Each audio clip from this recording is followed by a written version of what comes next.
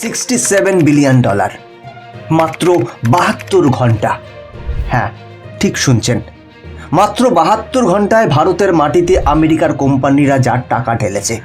একদিকে পাকিস্তান তাদের বালুচিস্তানের পাহাড় খুঁড়ে দেশের মাটি বিক্রি করে আমেরিকার হাতে পায়ে ধরে $1.25 বিলিয়ন লোন ভিক্ষা চাইছে, আর ঠিক একই সময়ে ভারত কোনো কিছু বিক্রি না করে শুধুমাত্র নিজেদের মেধার জোরে আদায় করে নিচ্ছে 5,60,000 কোটি টাকারও বেশি ইনভেস্টমেন্ট। কিন্তু এখানে কিছু বড় প্রশ্ন থেকে যাচ্ছে। নাম্বার 1, যেখানে আমেরিকার সরকার ভারতের উপর শুল্ক বসানোর হুমকি দিচ্ছে, ঠিক সেখানেই মাইক্রোসফট, গুগল আর আমাজনের মতো আমেরিকান প্রাইভেট কোম্পানিগুলো ভারতের দরজায় টাকার পাহাড় নিয়ে দাঁড়িয়ে আছে কেন? নাম্বার 2, দিল্লির বুকে গোপনে চলা সেই 3 দিনের হাই প্রোফাইল মিটিংয়ে আসলে কারা এসেছিল? আমেরিকার সেই ডেলিগেশন টিমের আসল উদ্দেশ্য কী ছিল? নাম্বার 3, এই বিশাল ইনভেস্টমেন্ট কি শুধুই ব্যবসায়িক স্বার্থ, নাকি এর পেছনে লুকিয়ে আছে চীনকে ধসিয়ে দেওয়ার কোনো গভীর নীল নকশা? আর সবচেয়ে বড় কথা, আমেরিকার এই বিপুল টাকা কি ভারতের সাধারণ মানুষের পকেটে ঢুকবে, নাকি এটা কোনো বড় ফাঁদ? বন্ধুরা, এই পুরো ইনভেস্টমেন্ট মিস্ট্রি এবং আমেরিকার গোপন চালের সমস্ত বিষয় জানতে পারবেন আজকের এই ভিডিওতে। ডিটেলে আলোচনা করব, তাই শেষ পর্যন্ত সাথে থাকুন। তবে এগিয়ে যাওয়ার আগে ভিডিওটি লাইক করুন এবং চ্যানেলটিকে সাবস্ক্রাইব করুন, কারণ এটি আপনার জন্য মাত্র 1 সেকেন্ডের কাজ, কিন্তু এতে আমাদের অনেকটা হেল্প হয়। তাহলে চলুন দেরি না করে ভিডিওটি শুরু করা যাক। বন্ধুরা, গল্পটা শুরু করা যাক একটু পেছন থেকে। আপনারা অনেকেই হয়তো গত কয়েকদিন ধরে খবরে দেখেছেন যে ডোনাল্ড ট্রাম্প ক্ষমতায় আসার পর থেকে এই ভারতের উপর একটা অদ্ভুত চাপ সৃষ্টি করেছেন। গোটা মিডিয়া জগৎ চিৎকার করছিল, ইন্ডিয়া ইউএস সম্পর্ক কি তলানিতে? ভারত কি আমেরিকার ব্ল্যাক লিস্টে চলে যাচ্ছে? কিন্তু রাজনীতির মঞ্চে যখন এই নাটক চলছিল, ঠিক সেই সময়ে পর্দার আড়ালে তৈরি হচ্ছিল এক সম্পূর্ণ ভিন্ন চিত্রনাট্য। তারিখটা মনে রাখুন, 9 ডিসেম্বর 2025। দিল্লির ইন্দিরা গান্ধী আন্তর্জাতিক বিমানবন্দরের কুয়াশা ভেদ করে একটি বিশেষ ফ্লাইট ল্যান্ড করে। সেই বিমান থেকে নেমে আসেন আমেরিকার এক হাই প্রোফাইল ডেলিগেশন টিম। নেতৃত্বে কে আছে জানেন? রিক সুইজার, যিনি আমেরিকার ডেপুটি ইউএস ট্রেড রিপ্রেজেন্টেটিভ, আর তার সাথে ছিলেন ব্রেন্ডার লিঞ্চ, যিনি দক্ষিণ ও মধ্য এশিয়ার বাণিজ্যের প্রধান কারিগর। এখন প্রশ্ন হলো, সাধারণত কোনো দেশের উপর শুল্ক বসানোর হুমকি দেওয়ার পর সেই দেশে এত হাই লেভেল টিম পাঠানো হয় না। তাহলে রিক সুইজার কেন এসেছিলেন? তারা কি ভারত সরকারকে নতুন করে ধমক দিতে এসেছিলেন? না বন্ধুরা, একদমই না। তারা এসেছিলেন একটি ভয়ঙ্কর সত্য মেনে নিতে, আর সেই সত্যটা হলো, আজকের দিনে দাঁড়িয়ে আমেরিকার ভারতকে যতটা দরকার, ভারতের আমেরিকাকে ততটা দরকার নেই। শুনতে অবিশ্বাস্য লাগছে? তাহলে লজিকটা বুঝুন। আমেরিকা খুব ভালো করেই জানেন তাদের সিলিকন ভ্যালির চাকা ঘোরানোর জন্য যে জ্বালানি এখন সবচেয়ে বেশি দরকার, তা আর আরব দেশের তেল বা গ্যাস নয়। সেই জ্বালানির নাম আর্টিফিশিয়াল ইন্টেলিজেন্স বা এআই। কিন্তু সমস্যা হলো, এই এআই চালানোর জন্য দরকার লক্ষ লক্ষ স্কিল্ড ইঞ্জিনিয়ার, যা আমেরিকার নিজের কাছে নেই। তাদের জনসংখ্যা কমছে, আর তাদের যুব সমাজ এখন টেকনোলজি শেখার চেয়ে টিকটক বানাতে বেশি ব্যস্ত। অন্যদিকে ভারত এখন পৃথিবীর হিউম্যান ক্যাপিটাল। রিক সুইজার এবং তার টিম দিল্লির সাউথ ব্লকে টানা 3 দিন ধরে ম্যারাথন মিটিং করলেন। দৃশ্যটা ভাবুন, বাইরে ডোনাল্ড ট্রাম্প মাইকে হুঙ্কার দিচ্ছেন শুল্কের, আর ভেতরে রিক সুইজার ভারতের আইটি মিনিস্টার অশ্বিনী বৈষ্ণবের সাথে হাত মিলিয়ে কার্যত অনুরোধের সুরে নিশ্চিত করছেন, দয়া করে আমাদের কোম্পানিগুলোকে জায়গা দিন, আমাদের সার্ভার বসাতে দিন। এই গোপন মিটিংয়ের নির্যাস একটাই, আমেরিকার সরকার হয়তো রাজনীতির খাতিরে ভারতের উপর রাগ দেখাচ্ছে, কিন্তু আমেরিকার অর্থনীতি ভারতের উপর পুরোপুরি নির্ভরশীল হয়ে পড়েছে। জিওপলিটিক্সের ভাষায় একেই বলা হয় দ্য ট্র্যাপ অফ ইন্টারডিপেন্ডেন্সি, মানে পারস্পরিক নির্ভরতার ফাঁদ। আর এই ট্র্যাপে পড়েই আমেরিকা বাধ্য হয়েছে তাদের মানিব্যাগ ভারতের সামনে খুলে ধরতে। এখন আসুন আবেগের জায়গা থেকে সরে গিয়ে সোজা অঙ্কের হিসেবে আসি। সবাই বলছে $67 বিলিয়ন, কিন্তু এই বিশাল টাকার পাহাড় আসলে কোথায় যাচ্ছে? এটা কি কোনো সরকারি সাহায্য বা খয়রাতি?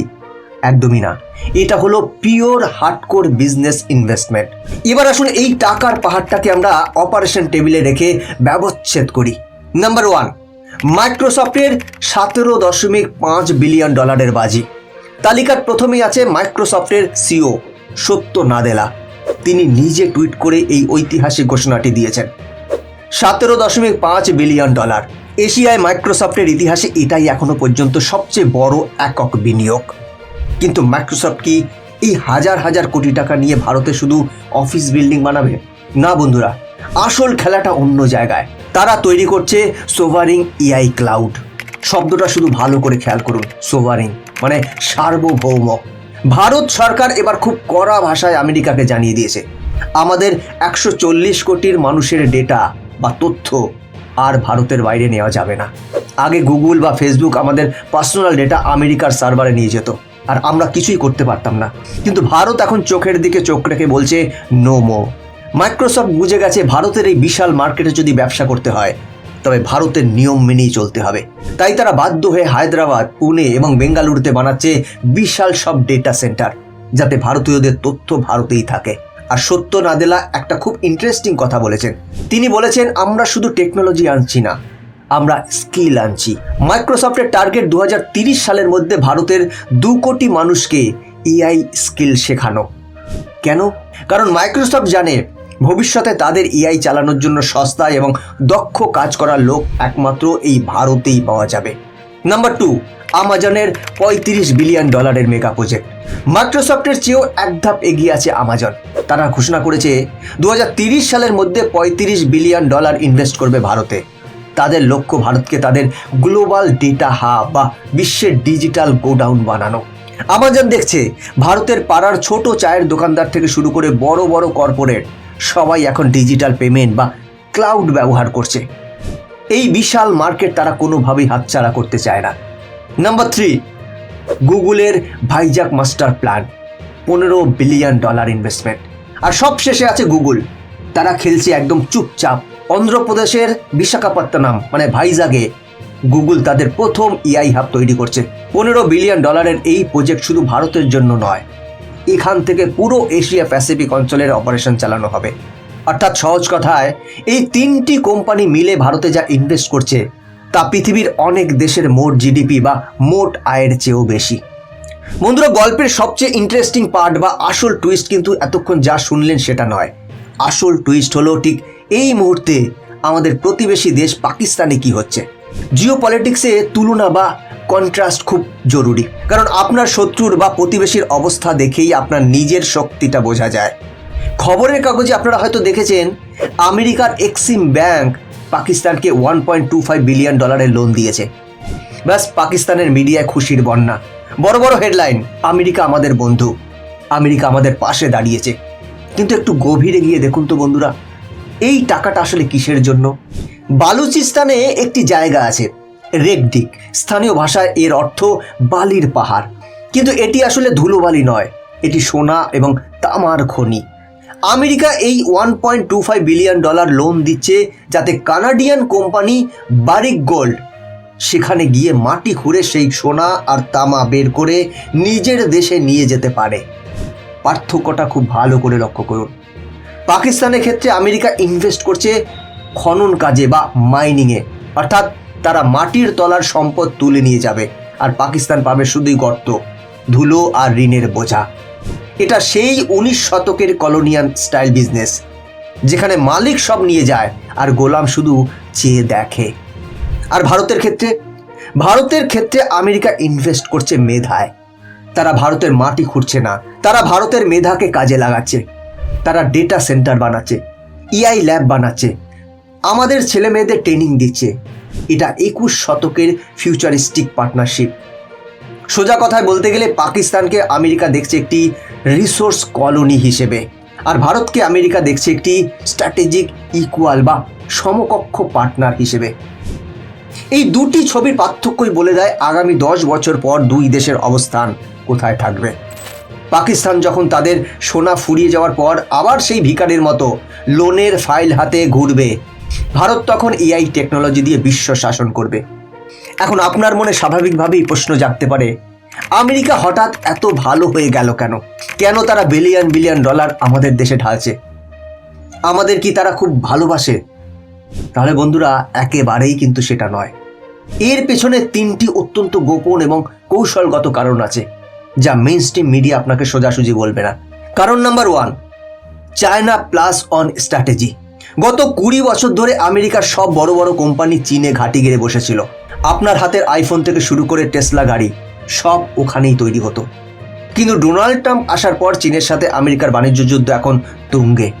আমেরিকার কোম্পানিরা ভয় পাচ্ছে চীন যে কোনো সময় তাদের ঘাড় ধাক্কা দিয়ে বের করে দিতে পারে বা তাদের টেকনোলজি চুরি করে নিতে পারে। তাই তাদের দরকার একটি নতুন এবং নিরাপদ ঘর, এমন একটা ঘর যা বিশাল হবে, যেখানে সস্তায় শ্রমিক পাওয়া যাবে কিন্তু চীনের মতো শত্রু মনোভাবাপন্ন হবে না। আর পৃথিবীর ম্যাপে ভারতের চেয়ে ভালো এবং বিশ্বাসযোগ্য বিকল্প আর দ্বিতীয়টি নেই।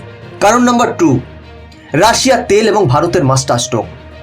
আপনারা জানেন ট্রাম্প এবং বাইডেন উভয়ই চেয়েছিলেন ভারত যেন রাশিয়া থেকে তেল কেনা বন্ধ করে, কিন্তু ভারত কারো কথা শোনেনি।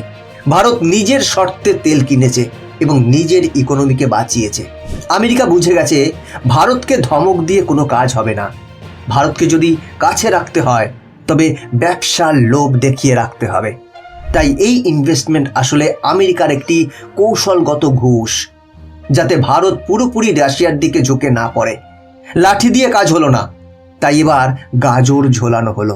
কারণ নাম্বার 3, ডিজিটাল পেমেন্ট এবং এআই এর খাবার।